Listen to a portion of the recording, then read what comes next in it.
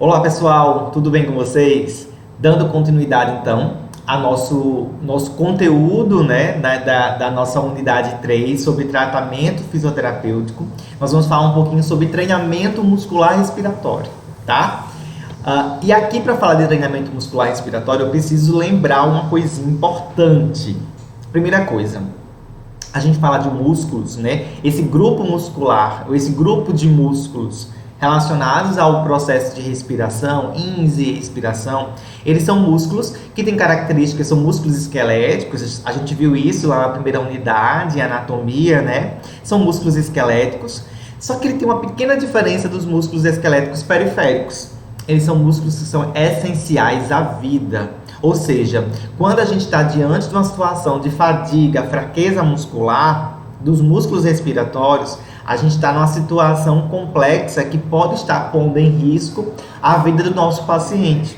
Então, esses músculos são responsáveis pelo processo de respiração, pelo ciclo respiratório, pela ins e pela ex. Temos músculos inspiratórios, músculos expiratórios e músculos que são mistos, como por exemplo, os oblíquos externos, eles funcionam tanto na ins como na expiração. Enquanto que, por exemplo, os músculos internos, né, os intercostais internos, eles são responsáveis pela inspiração, enquanto que os músculos abdominais, o transverso abdominal, por exemplo, ele é um músculo importante na expiração, ele auxilia no processo expiratório.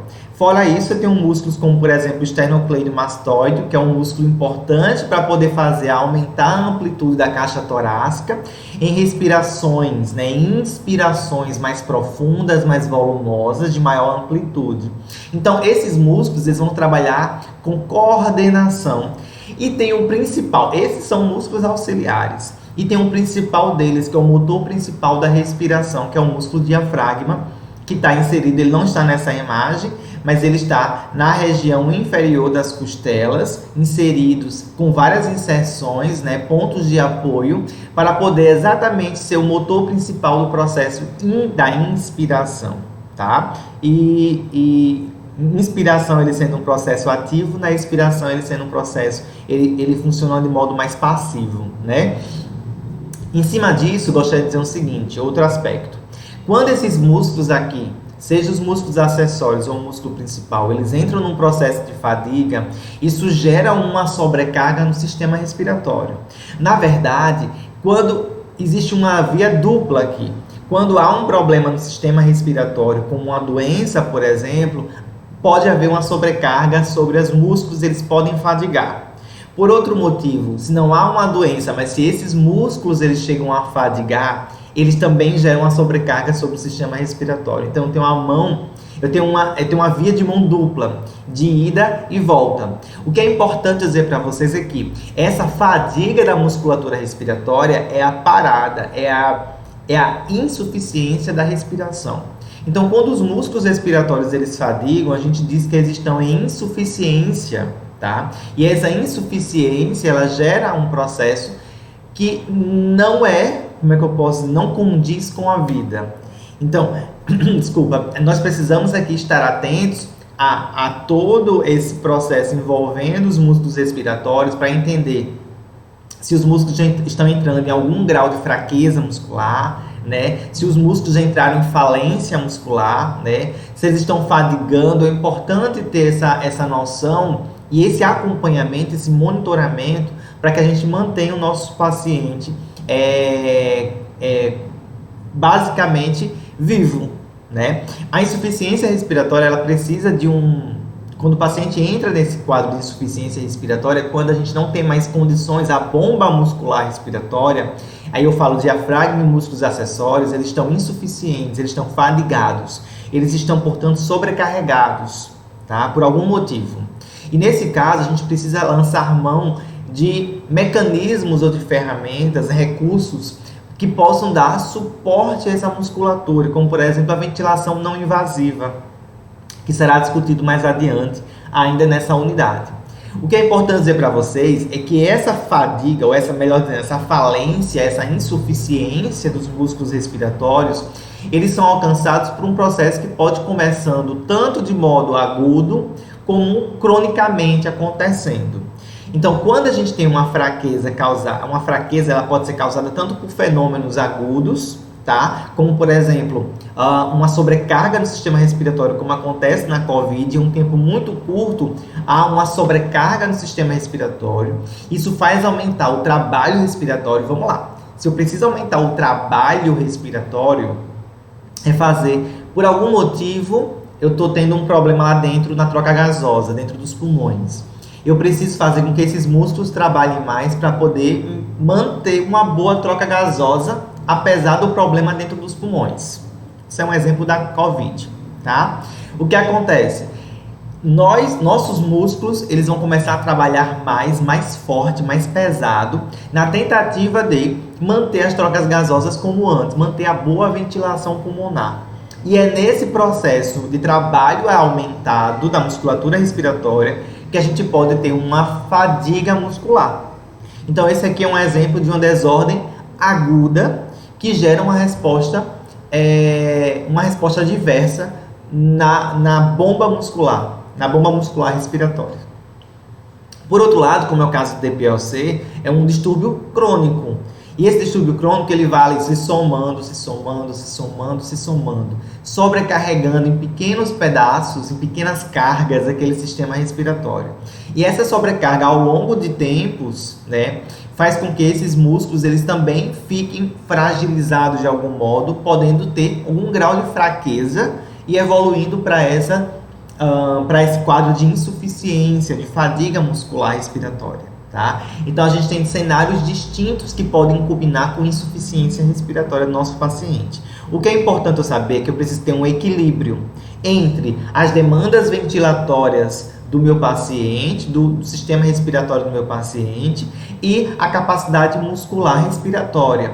Quando essa demanda aumenta por doenças restritivas, doenças obstrutivas, por conta de situações específicas de ambiente, como por exemplo grandes altitudes. Então, quando a gente aumenta o trabalho respiratório, na tentativa, existe uma demanda que exige maior ventilação, automaticamente essa balança ela tem que ficar equilibrada. Do outro lado, para manter esse equilíbrio, eu vou precisar aumentar a capacidade de contração muscular, vou aumentar o trabalho respiratório. Então, gente, o que eu quero dizer aqui com vocês? Quando aumenta a demanda ventilatória do sistema respiratório, portanto, por outro lado, há também uma demanda aumentada na capacidade muscular, ou seja, o músculo é exigido mais. Então, se eu tenho uma doença respiratória, essa doença vai sobrecarregar o sistema respiratório. E para isso, para não ter uma alteração funcional, os músculos para equilibrar essa balança, os músculos vão trabalhar mais, vão ficar sobrecarregados para poder dar conta de manter o equilíbrio dessa balança. Porque se ela despender para um lado ou para outro, a gente vai ter um quadro de disfunção respiratória, tá? Então, veja só, quando há um desbalanço, ou seja, um aumento da demanda ventilatória, tá? Causado por inúmeros fatores como doenças, sejam elas restritivas ou obstrutivas, ou condições específicas ambientais ou não, essa balança ela vai pesar mais desse lado. Então, quando ela começa a pesar mais aqui, significa dizer que o sistema respiratório está exigindo mais dos músculos. Então, eu vou precisar colocar mais carga aqui desse lado, ou seja, vou precisar trabalhar, exigir mais da capacidade muscular respiratória para poder manter equilibrada essa balança. Só que chega um momento que esses músculos, a capacidade muscular ela é limitada. Chega um ponto que esses músculos eles vão ficar sobrecarregados e, portanto, eles podem entrar num grau de fadiga muscular importante. E essa fadiga muscular faz essa balança desalinhar completamente. E a gente tem aqui, tipicamente, um quadro de insuficiência respiratória, tá? Do mesmo modo, desordens ou doenças neuromusculares que afetam diretamente esses músculos respiratórios também podem ser aqui o elo ou o ponto que vai desequilibrar essa balança, tá? E aí eu preciso lançar a mão de estratégias de treinamento muscular para poder equilibrar, trabalhar esse grupo muscular respiratório, né? Esses músculos respiratórios, visando equilibrar essa balança. Então, o que é que esse treinamento muscular respiratório ele traz de benefícios?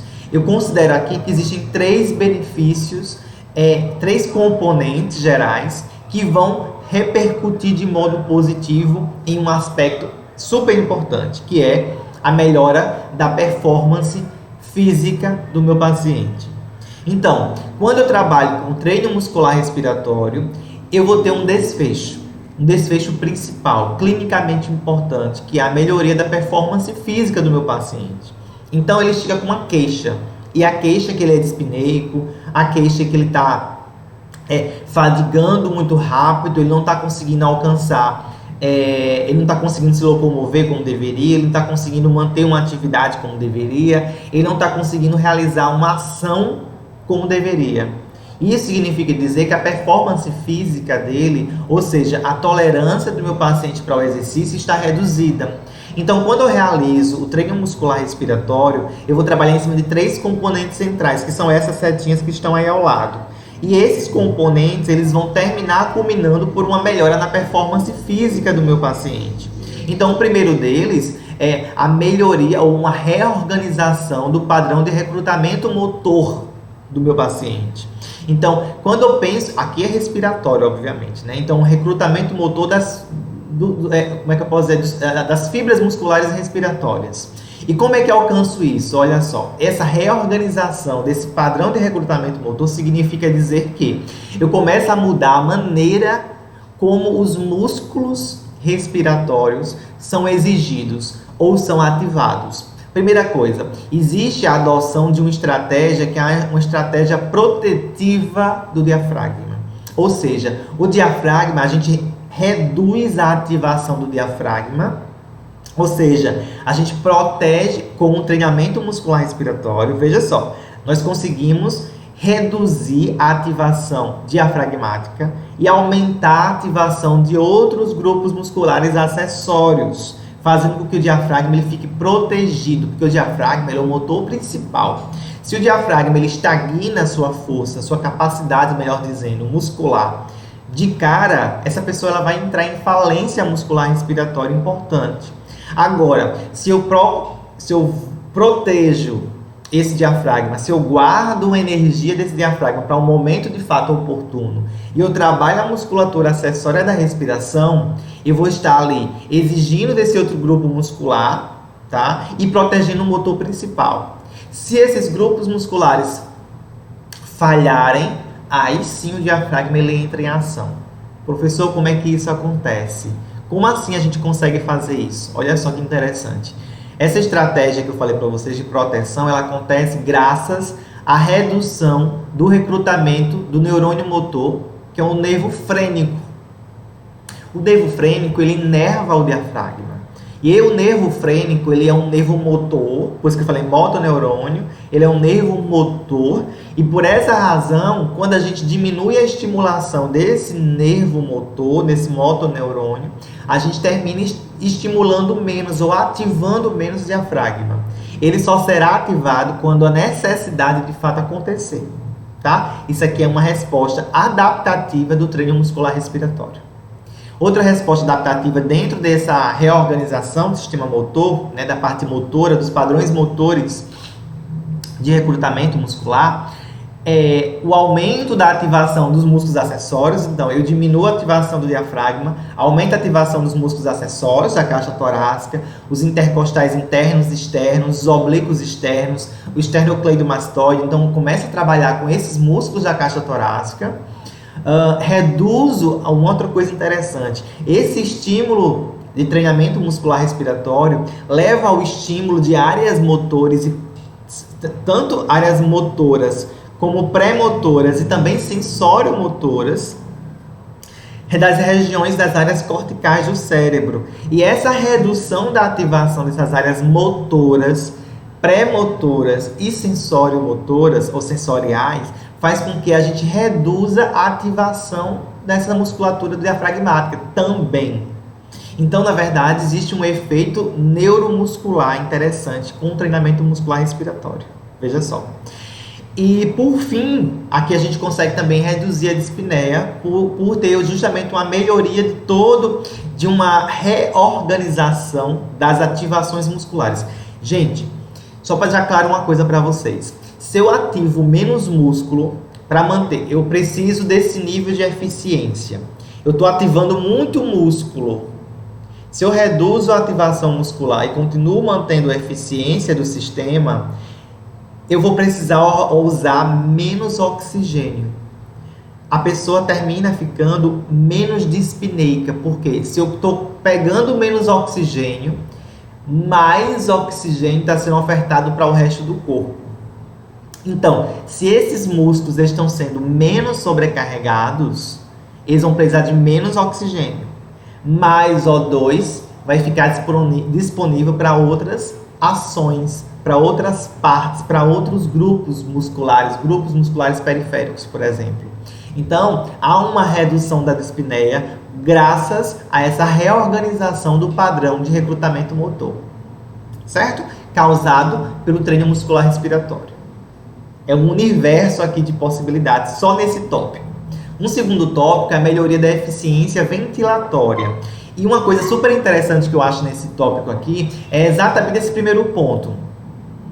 Redução do VO2 submáximo durante exercícios submáximos. O que é que significa dizer isso, professor? Gente, significa dizer que para fazer uma atividade, uma ação muscular, um exercício físico, tá?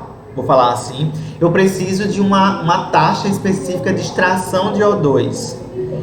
A partir do treinamento muscular respiratório, para aquela mesma intensidade de exercício, eu vou extrair um pouco menos de O2. Eu não vou extrair limites muito altos, ou seja, eu vou diminuir um pouquinho essa extração de oxigênio, ou seja, eu vou possibilitar usar menos O2 para realizar a mesma atividade que eu realizava antes. Isso favorece a redução da dispneia. Isso melhora essa eficiência ventilatória, porque eu não preciso ficar respirando muito para pegar muito oxigênio para fazer uma atividade. Porque agora, para aquela mesma atividade, eu preciso de menos oxigênio, tá? E uma outra melhoria é que os músculos respiratórios, a gente viu, eles são incrementados, são melhorados, tá? O uso dessa musculatura, isso melhora também os processos ventilatórios. E uma outra coisa que é interessante, que a gente viu lá no teste de ergoespirometria, são aqueles parâmetros, VO2 máximo, taxa de extração, liberação de dióxido de carbono, todos esses parâmetros melhoram com o treino muscular respiratório.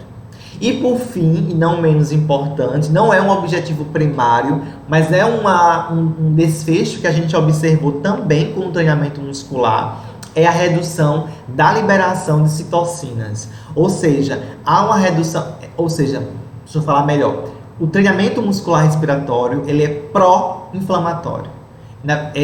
Para ser mais claro, ele é anti-inflamatório. Ou seja, ele age contra os processos inflamatórios.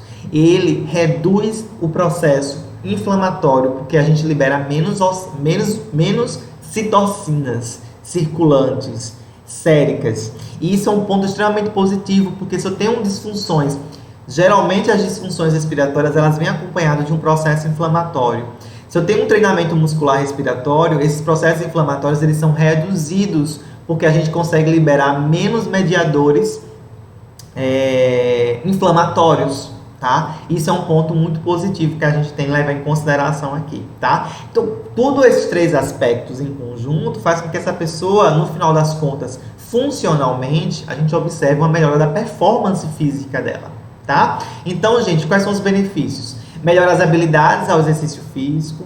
Essa pessoa, ou seja, ela fica com maior tolerância ao esforço físico, reduz a dispneia, ela fica mais ativa, menos sedentária. A atividade de vida diária dela ele consegue executar de modo mais adequado, ele não tem limitações para as atividades. A morbidade, esse paciente ele adoece menos, ele vai menos ao hospital, é um paciente que tem menos crises, tá? E se ele tem menos crises, vai menos ao hospital, menos adoece, é um paciente que morre, são pacientes que terminam morrendo menos, aqueles que são submetidos ao treino muscular respiratório. E a eficiência da tosse, algo que a gente se preocupou muito aqui no primeiro conteúdo dessa unidade, né, por conta da questão da hipersecretividade, esse paciente, se a gente treina a musculatura expiratória, melhora a eficiência da tosse, ou seja, esse paciente consegue expectorar melhor. Então, gente, há muitos benefícios decorrentes do treinamento muscular respiratório, seja ins ou seja expiratório, seja de força ou seja de endurance muscular, tá? O que é importante trazer para vocês, tá? Aqui é informação. O declínio do ganho. Esse declínio do ganho é normal em todas as atividades que envolvem o músculo, musculatura esquelética, seja periférica ou não. Por exemplo, se está chegando o carnaval, o pessoal vai lá para a academia para ficar malhado, bombada para o carnaval, para ir lá expor o corpinho na praia, por exemplo, né? Beleza, passou o carnaval, semanas depois, o que acontece com o músculo que você não mais exercita? Ele começa a entrar no processo de hipotrofia, ele vai atrofiar, ele vai reduzir o seu volume. Então, ele vai perder massa muscular. E essa perda do ganho acontece também no treino muscular respiratório. Então, aqui já fica um alerta. Eu preciso ter a manutenção daquilo que eu ganhei. E isso não quer dizer que eu vou ficar para toda a eternidade trabalhando com esse paciente exercício muscular respiratório. Na verdade, não. Por exemplo, deixa eu dar um exemplo aqui para ficar mais claro. Eu tenho um paciente que está sedentário, que por conta da dispneia, da doença respiratória dele, ele vai começar a ter dificuldade de realizar atividades de vida diária, atividades cotidianas. Eu comecei a treinar esse paciente, a musculatura respiratória desse paciente. Aí ele começa a fazer as atividades cotidianas, começa a manter um outro nível de atividade cotidiana. Então, a partir do momento que eu aumento a força muscular respiratória, ele consegue melhorar atividades cotidianas. Melhora aqui, vai melhorando, ó. Força, endurance muscular respiratória, melhora as habilidades ao exercício, melhora as atividades de vida diária. Chega um momento que eu talvez não precise mais fazer um treinamento muscular respiratório. Por quê? Porque se ele manter as atividades, os exercícios físicos que ele já está fazendo, ele já vai estar mantendo também aquilo que ele ganhou.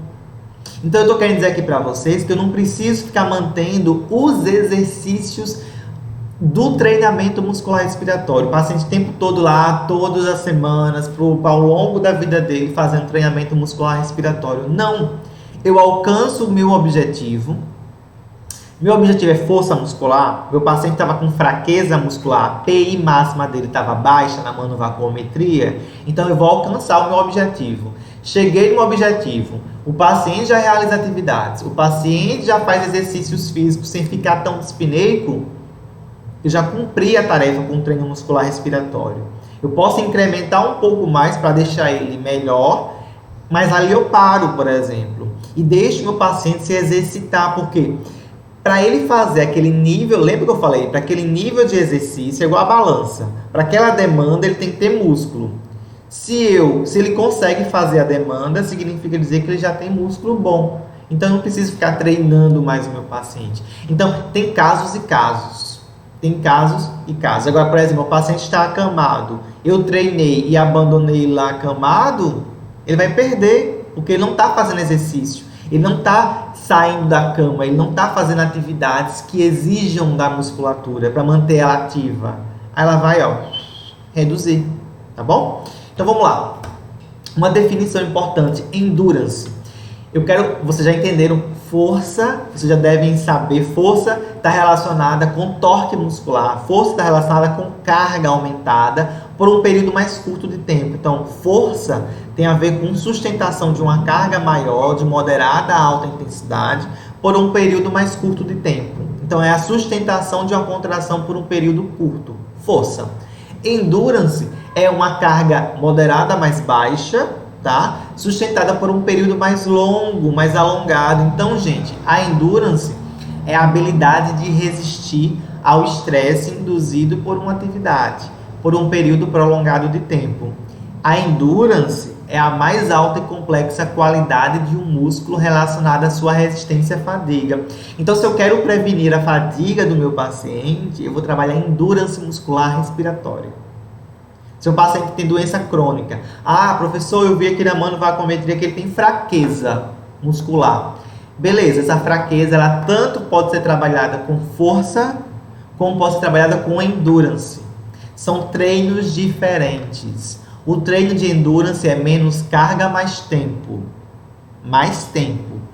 Força é mais carga menos tempo, tá? Para vocês já terem noção disso. Então, a endurance ela reflete com maior exatidão a função da musculatura respiratória. Os músculos respiratórios eles são praticamente endurance, porque eles estão ali resistindo 24 horas por dia, ciclos e ciclos e ciclos respiratórios. Então, treinar endurance, eu vou dizer para vocês, é fundamental. Fundamental treinar endurance. Se eu não treino endurance com meu paciente, eu não estou fazendo o adequado. Eu preciso treinar essa musculatura respiratória. Se eu estou dizendo para vocês que a principal função do músculo respiratório é endurance, e se eu não trabalhar isso, significa dizer que eu não estou atingindo a função específica, que é endurance, que é a função dos músculos respiratórios. Obviamente, quando eu tuço, professor, o paciente que tosse não é endurance. Não é. É uma carga, tosse é uma explosão. Explosão é carga alta menos tempo. Força. Se eu quero treinar tosse, é para tosse o objetivo, então vou trabalhar força expiratória. Se eu quero trabalhar, evitar, minimizar a fadiga, é endurance. Se eu quero fazer ele fazer inspirações mais rápidas e profundas, suspiro inspiratório, é força inspiratória. Tá dando para entender, gente, isso? É esse o nosso objetivo. A gente tem que ver qual é a necessidade do paciente. E eu tenho que saber que o treinamento ele pode ser de força e de endurance respiratória. Como é que eu posso dizer? Força in exercise, endurance inspiratória. Tá bom? Como é que eu meço, então, a endurance? Né? Como é que eu trabalho as medidas de endurance do nosso paciente? Então, isso aqui é um outro ponto importante que eu preciso passar para vocês, para que vocês... Deixa eu ver aqui, o microfone estava meio caindo.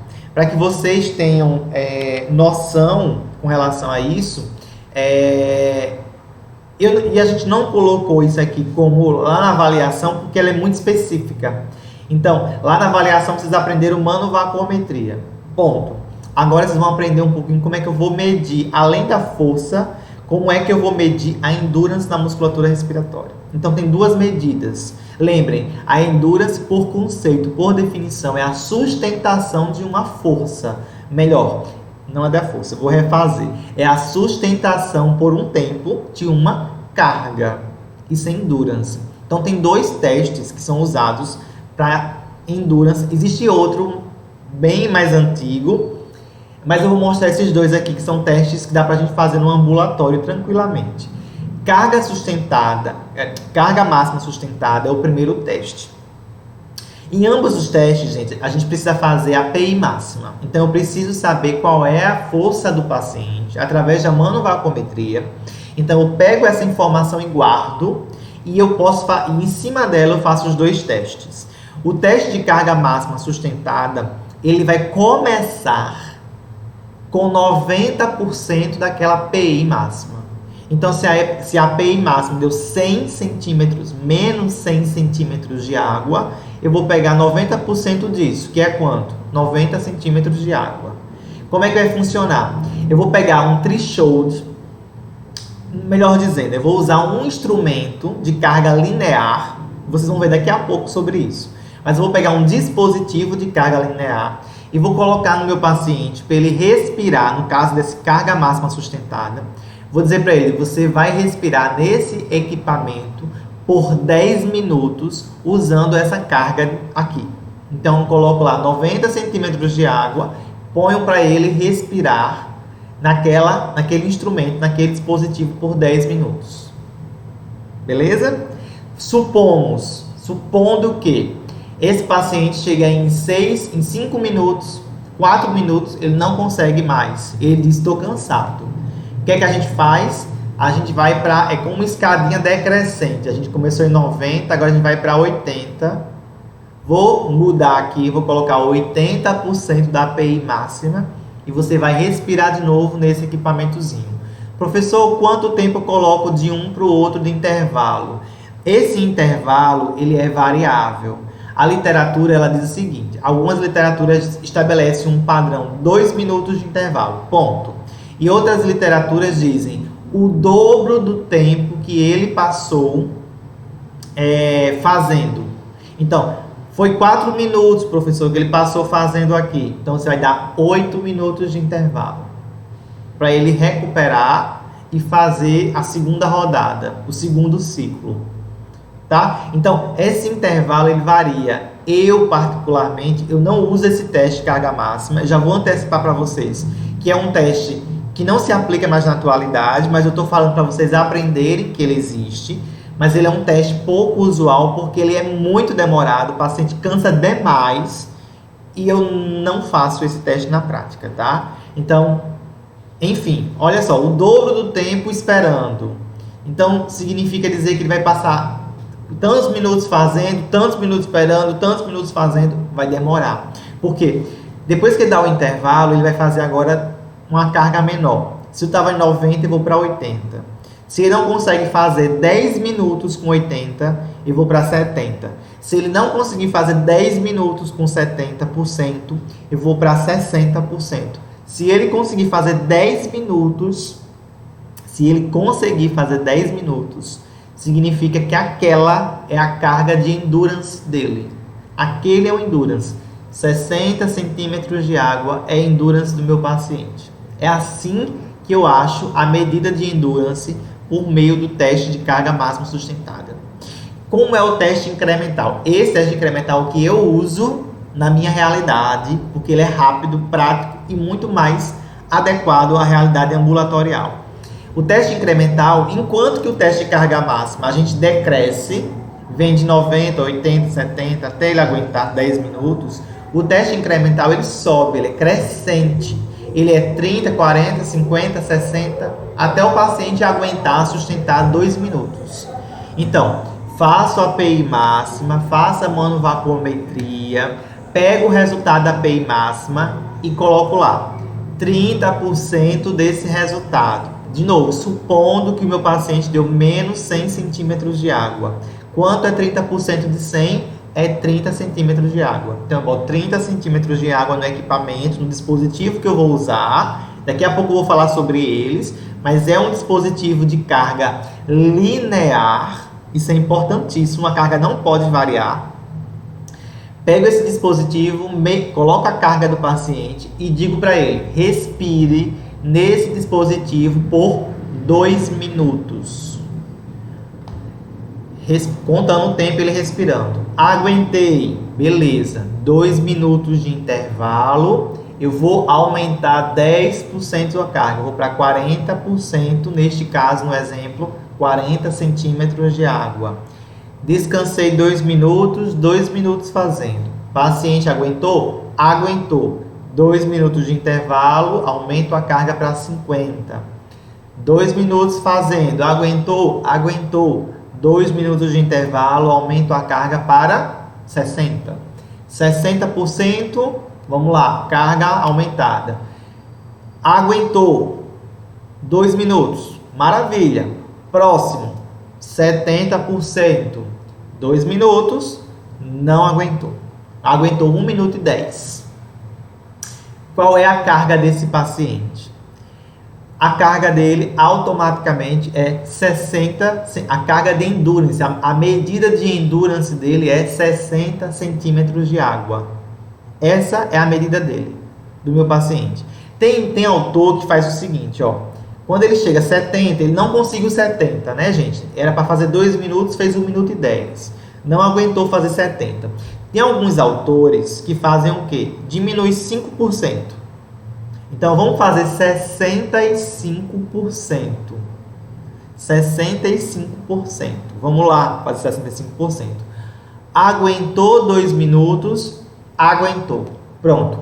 A carga de endurance dele é 65 centímetros de água, no caso do exemplo que eu dei, sendo a PI máxima de 100. Menos 100, tá? Espero que vocês tenham entendido, tá, gente? Existe uma diferença entre esses dois tipos. Outro tipo de treino, de mensuração, mas também serve para treino, tá? Eu vou falar daqui a pouco sobre isso. Outra mensuração é bem mais complexa, mas ela é bem mais importante, mais sensível, porque é o teste mais antigo que nós temos de endurance muscular respiratória. É a chamada ventilação voluntária máxima sustentada, ou é mais comum a gente falar hiperpneia isocápnica voluntária. Nossa senhora, o que é isso, professor? Vamos lá, vou falar da hiperpneia. O que é hiperpneia? É uma hiperventilação. Hiper é muito. Pneia é respiração. Muita respiração. Iso é equilíbrio, é manutenção. Cápnica vem de CO2, dióxido de carbono. Manutenção do CO2, equilíbrio do CO2. Nem é hipocápnico, nem é hipercápnico. É equilibrado. Voluntária porque eu faço voluntariamente. Então, gente, são hiperventilações voluntárias controlando a eliminação de CO2. Nossa senhora, o que é isso? É um método mais antigo de teste de endurance. O paciente ele vai fazer uma respirações sucessivas, seguidas, em maior volumes, para poder trabalhar o diafragma. Então, a gente vai ter ali a quantificação. Eu vou mostrar para vocês, vai ficar mais claro, porque tem várias coisas que eu vou explicar e tem até uns vídeos, mas vamos lá. Como é que vai ser? Nós vamos fazer com que o paciente alcance o maior volume, ou seja, maior volume inspirado, sem que isso altere o dióxido de carbono. E como é que eu faço isso, professor? Existe um equipamento que mantém os valores de dióxido de carbono equilibrado e mantém também oxigênio equilibrado, para que ele não desature, para que ele não tenha uma como é que chama, gente? Hipocapnia, tá? Uma redução de dióxido de carbono. Então, existe um equipamento que mantém o equilíbrio do dióxido de carbono, tá? Para ele poder fazer respirações profundas sucessivas, alcançando o máximo de ventilação, tá? O que é que a gente faz quando a gente faz uma inspiração profunda? O que é que contrai? O diafragma. Então, quando eu faço muitas inspirações em alto volume, eu estou usando o diafragma. Então, é um teste do diafragma. É um teste para saber quanto esse diafragma aguenta. Lembra que eu falei para vocês que endurance é uma carga mantida por um tempo? Então, eu vou manter esse esforço por um tempo. E isso é uma avaliação de endurance. Para começar esse teste, eu preciso fazer um primeiro momento, avaliação da ventilação voluntária máxima. Não é ventilação voluntária, ainda não é a máxima sustentada, é a máxima. Então, alguns autores colocam que o paciente vai fazer 1 minuto para poder quantificar, gente, a máquina, o equipamento, qual é o volume dele máximo, qual é o volume dele que ele alcança no máximo, tá? Olha, a American Thoracic Society, ela coloca que 15 segundos já é suficiente para saber isso. Alguns autores, alguns equipamentos colocam 20 segundos. Então, eu coloquei 1 minuto, que é o tempo máximo, certo? Tem equipamento que é 1 minuto, tem equipamentos que são 15 segundos, 20 segundos, 30 segundos, tá? A American Thoracic Society, ela coloca 15 segundos. Então, se o equipamento consegue fazer com 15 segundos, tá beleza. É só o quê, gente? É só para quantificar qual é o volume máximo que essa pessoa chega. Então, a máquina, ela pega várias incursões respiratórias e coloca uma média. O paciente alcança esse volume máximo, X. Em cima desse volume é que a gente vai fazer o teste de VVMS, ou hiperpneia isocápnica voluntária, tá? Não existe carga ventilatória, ou seja, não impõe resistência à respiração do paciente, a resistência do próprio sistema respiratório, tá? Vamos ver aqui como é que faz. Só uma coisa. Como é o sistema? Tem um circuito, para vocês entenderem a máquina, o maquinário todo, tá? Nós temos um vácuo, então, existe um tubo que o paciente coloca a boca lá para respirar. E existe um vácuo de fluxo que tem naquele circuito. Quando o paciente respira ali, tem uma mudança nesse vácuo, ou seja, cria-se um fluxo respiratório naquele sistema, naquele circuito, tá? E existe na tela um incentivador respiratório. O paciente ele pode estar olhando um gráfico que a pessoa que está lá vai estar incentivando. Eu nem coloquei aqui essa informação. Mas a pessoa que está treinando lá, testando, ela tem que ficar, bora, vamos lá, força, força, vamos lá, puxa, puxa, puxa, e incentivando a pessoa, tá? Então ele vai ter um incentivador respiratório olhando para a tela e vai ter uma pessoa ali meio que berrando do lado dele, bora, bora, bora, alcança, vai lá em cima, lá em cima, lá em cima, por 15 segundos até 1 minuto. Depende da máquina, depende do autor, depende de você ver qual é o melhor para o paciente. American Thoracic, a ATS, já disse que 15 segundos já é suficiente, tá? Então, lá no tubo, ele vai puxar, isso vai gerar um fluxo, e esse fluxo é contabilizado. Nós temos, então, uma contabilização do CO2, tá? Que vai ficar mantendo um sistema que vai eliminando o CO2, e esse sistema é o que faz a isocapnia, ou seja, a manutenção dos níveis de dióxido de carbono naquele circuito. Então, o paciente ele não perde muito CO2, ele mantém, ou seja, conserva o dióxido de carbono constante, dentro dos limites de normalidade, para o paciente não ter uma acidose respiratória, por exemplo. Tá certo? E tem também um sistema de oferta de oxigênio para ele. Então, no mesmo circuito, tem uma válvulazinha lá que vai jogando O2 para o paciente. Qual é o valor de O2? A gente viu, né? Lembra de FO2?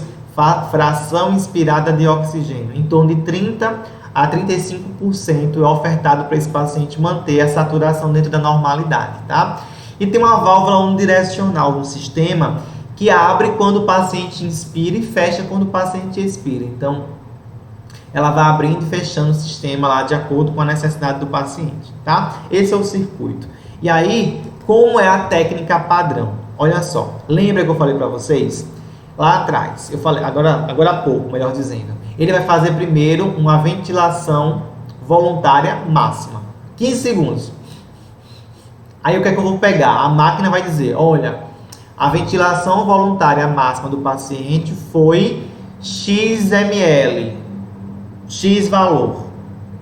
O que é que a gente faz no teste padrão, na técnica padrão? A gente pega 70 a 90% deste valor e usa como alvo. Então vamos lá.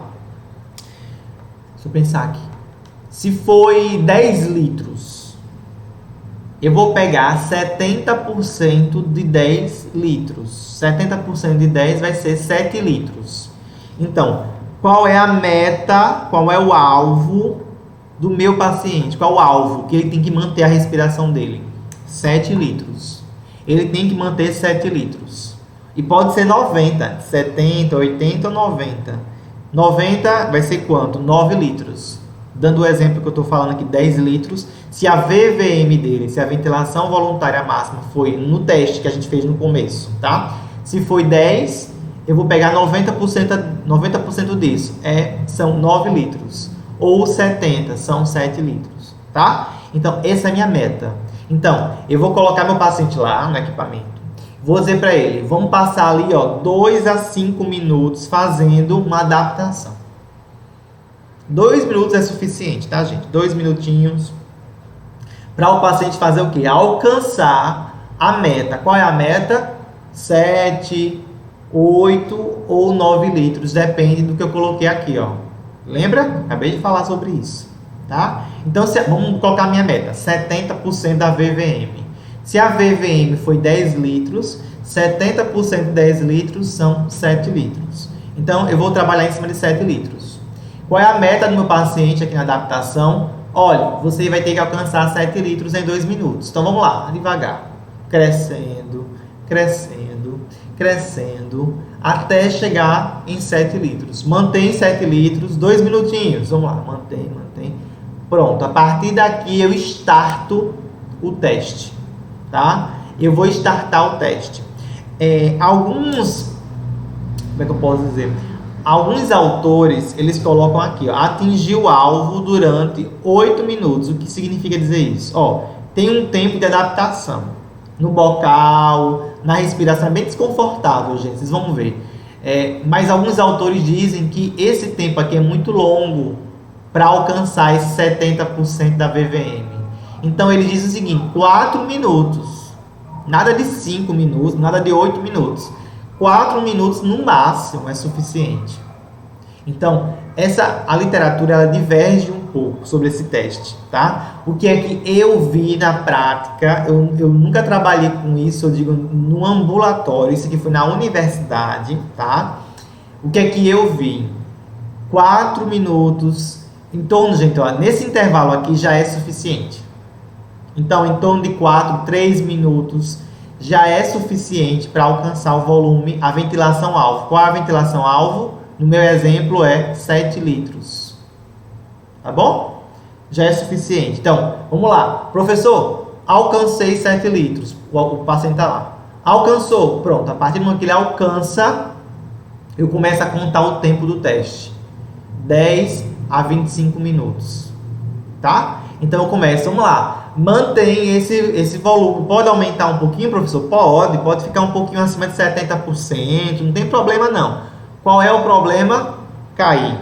E aí, gente, se baixar a níveis inferiores de 70%, que é a minha meta, tá? É o esforço máximo que eu quero que ele faça. Se baixar, significa dizer que ele fadigou, que ele cansou. Então, eu vou contar o tempo, olha só como é o teste, na técnica padrão, tá? Eu vou contar o tempo que ele passou. Quando eu dei o start, ou seja, quando comecei a ver que ele está mantendo ali 2 minutinhos, 70%, ele já se adaptou. Professor, vamos começar o teste a partir de agora. Vamos lá, atenção paciente, 1, 2, 3, conta tempo. Aí começa a contar os 10 minutos. Eu vou observar se ele cair naquele volume máximo. Ó, professor, ele caiu, ficou 6,9 litros. Vamos interromper. Não. Vamos lá, paciente. Força, vamos lá, mantém. Vamos lá, isso. Sustenta, vai. Olha o feedback lá, tanto da fala como da observação. Então, a gente precisa dar esses feedbacks para ele manter pelo menos 10 minutos, gente. Pelo menos 10 minutos, tá? Então, vamos lá, força, vamos lá. Mantém. Segura o paciente. Se ele não conseguir manter, significa dizer que de fato já chegou no limite dele e a gente para o teste. Então, o tempo de teste é o tempo, é a endurance desse paciente, tá? Neste caso aqui na técnica padrão, é o tempo que ele permanece com aquela taxa específica. Lembrem-se, eu tenho que achar uma taxa ou um índice que eu quero trabalhar, tá, ok? Olha, eu coloquei aqui um vídeo. Vou baixar um pouquinho o volume. Vamos ver aqui. Acho que aqui é só o teste de volume ventilação voluntária máxima. Esse aqui é aquele teste que a gente faz, gente, para saber qual é a ventilação máxima da paciente voluntária, tá? Então, esse aqui tem que fazer antes do teste de endurance. Lembra que eu falei? Antes do teste, ó. Aqui é um inspirômetro, gente. Um inspirômetro normal, ó. A paciente clipa lá o nariz. A moça está lá orientando, vamos lá, força, vamos lá.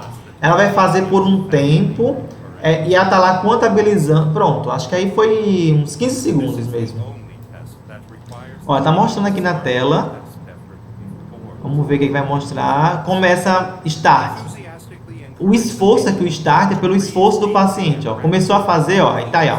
Pá. É o volume, ó, inspirações mais profundas, vamos lá. Força. E aí vai durar 15 segundos. 15 segundos esse equipamento aqui mostrou. Deixa eu voltar. Ó, o paciente esforçou, olha, começou. Aqui o pico dele é esse, ó. Pico dela, ó. Pronto, ó. 15 segundos.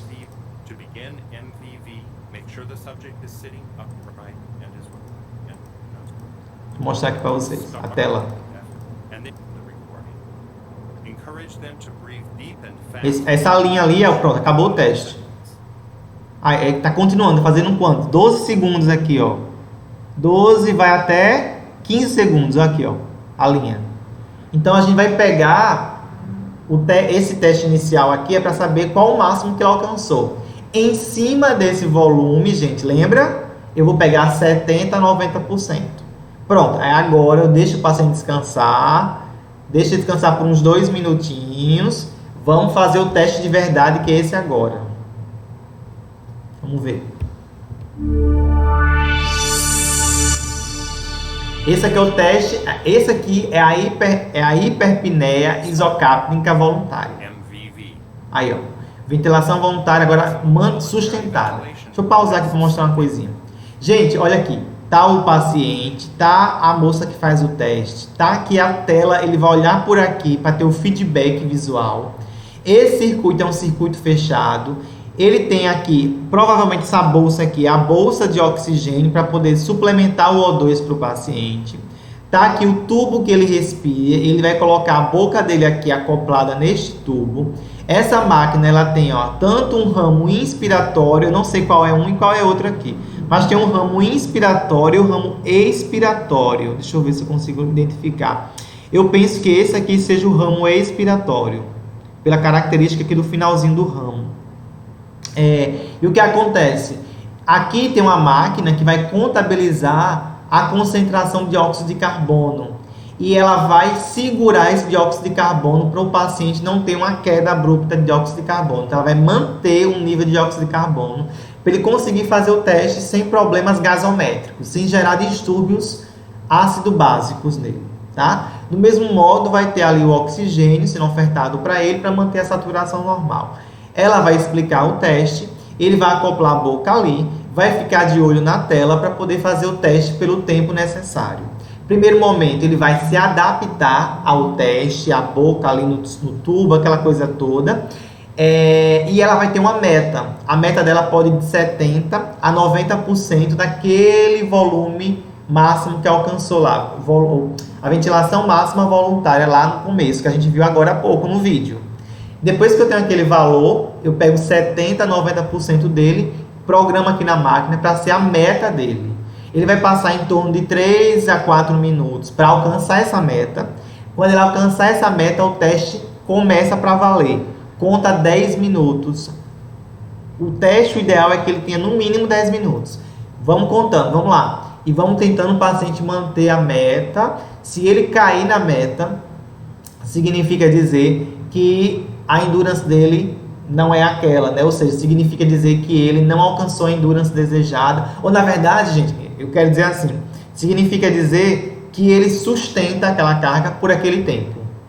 Quais são os próximos passos? Trabalhar essa carga aumentando cada vez mais o tempo. Aumentando a carga e aumentando o tempo. Ou aumentando o tempo e depois aumentando a carga, tanto faz. Tá? Espero que tenha ficado claro. Vou mostrar para vocês o teste agora. É rapidinho, só um recorte. Influenced by airway resistance, respiratory muscles, lung compliance, or chest wall and ventilatory control mechanisms. The maneuver depends totally on patient effort. Clipe nasal. There is absolutely no value to the test unless the O que ele tá fazendo? Ele tá mobilizando e ele tá olhando para a tela, tá vendo? E ela também, ó. Vamos lá, força, força, mantém. Deixa eu ver se eu consigo ver aqui.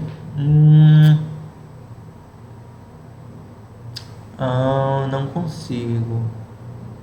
E tem 31 anos, peso, blá blá blá. Eu queria ver, gente, se dá tá aqui. Tá aqui, ó. Qual foi a ventilação máxima que ele fez no teste? Ele fez 135,2, certo? Ele está abaixo do predito, ó. O esperado para ele era de 190.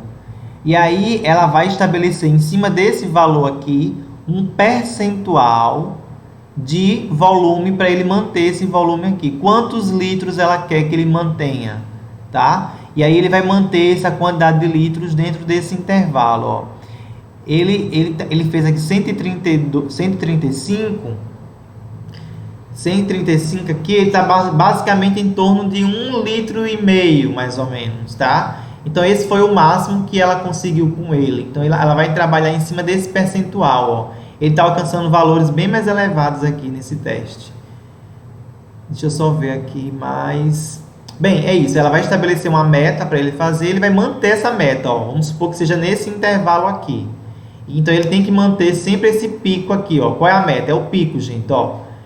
Começou a cair o pico, significa dizer que a endurance não está suficiente, significa que está começando a fadigar. Ela vai estimular mais para ele ficar fazendo, tá? Deixa eu soltar aqui de novo. effort before the space bar is pressed. Enthusiastically encourage the patient to breathe deeply. Vamos, respira, puxa, puxa, puxa, puxa, puxa, puxa. Ela vai tentar manter, ó, tá vendo? Ó? E ela vai mantendo o nível dele. Make sure the subject is sitting upright and is wearing a nose clip. Effort. Deixa eu ver. Them to breathe 15 Pronto. seconds. Tá, gente? Então a gente vai trabalhar isso com o paciente. Então, aquela ali é a técnica tradicional, tá? Qual é a técnica incremental que a gente tem hoje em dia, que é bem interessante também. Do mesmo jeito, é o mesmo teste, mas tem uma técnica incremental. Como é que é? Eu faço do mesmo jeito, a VVM é ventilação voluntária máxima. É a mesma coisa que aquela moça lá no começo fez. Ela vai respirar por 15 segundos, eu vou ter a ventilação, volume inspiratório máximo dela. Eu pego esse volume e no caso do teste incremental, na hiperpneia isocápnica voluntária, eu vou pegar 20% dessa VVM. 20% e o que é que a gente vai fazendo? Vamos aumentando sucessivamente a cada 3 minutos. Então, a cada 3 minutos, eu vou querer que ele passe de 20% para 30%, daqui a 3 para 40%, daqui a pouco para 50%. Até quando, professor? Até ele quando não conseguir mais sustentar aquele volume por 3 minutos. Então, se, por exemplo, eu estou subindo, eu saio de 20% para 30%, para 40%, para 50%. Fui para 60%. Quando chegou em 60, não consegui aguentar 3 minutos. Qual é a sua mensuração de endurance? É 50% da VVM. Aquele tempo é a sua medida, tá? Então, é uma outra maneira de avaliar, tá bom? A ventilação voluntária máxima sustentada, ok? E aí, gente, para a gente finalizar aqui essa primeira parte da nossa aula, para não ficar muito longa, qual é a relação que existe entre teste de endurance e treino de endurance? Eu preciso dizer para vocês, salientar aqui, que esses testes que a gente está vendo, eles tanto servem como testes, mas eles também podem ser adaptados como treino. Então, por exemplo, por que eu estou mostrando para vocês essa hiperventilação isocápnica voluntária? Por que eu estou mostrando para vocês isso? Porque é uma maneira de a gente tanto testar para ver quanto ele consegue fazer com carga. Também dá para a gente, se a gente tiver equipamento, por exemplo, a gente consegue treinar esse paciente com a hiperpneia isocápnica, por exemplo. Ah, professor, e aquele teste incremental que o senhor mostrou lá, começando com 30%, evoluindo, dá para fazer como treino? Também dá para fazer como um treino. Então, a gente consegue tanto usar os testes como testes de endurance, para saber qual é a endurance do paciente, e a gente também consegue fazer o treino específico. O importante aqui é que a gente consiga melhorar a chamada endurance ventilatória do nosso paciente, tá? Então, esse é o nosso objetivo com relação à endurance. E, eu, de novo, chamo a atenção com relação a isso. Daqui a pouco eu entro nessa outra parte, na segunda parte da nossa aula.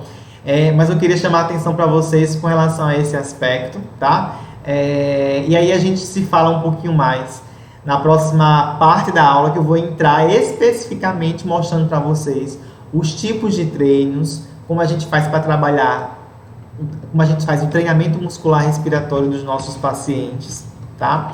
E aí vocês vão ter um pouquinho mais de ideias com relação a isso, tá bom? Então, eu espero que vocês tenham gostado. Fiquem aí que daqui a pouco eu volto com a segunda parte, tá bom? Um abraço, até já!